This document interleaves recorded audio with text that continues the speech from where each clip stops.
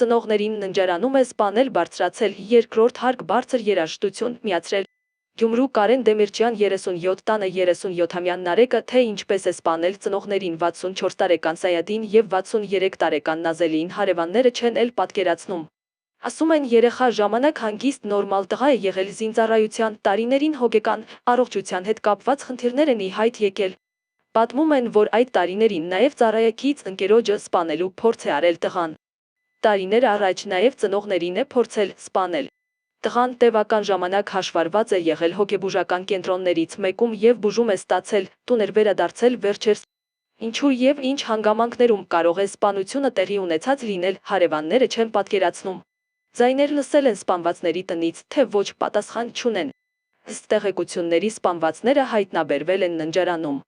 Սպանված մայրը Նազելին Գյումրու Էնրիկո Մատեի անվան պոլիկլինիկայի ընտանեկան բժիշկներից էր, նաև հերթապահում էր Գյումրի բկում, հայրը տան հարակից հատվածում առևտրով էր զբաղվում։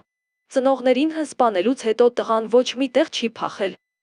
Մեզ հետ զրույցում տարածքում հավաքված մարդիկ ասում են, երկրորդ հարկում է եղել, տնային հագուստով բարձր երաժշտություն է միացրել և պատուհանից հետևել դրսում կատարվող իրադարձություններին ու իրավապահների գործողություններին։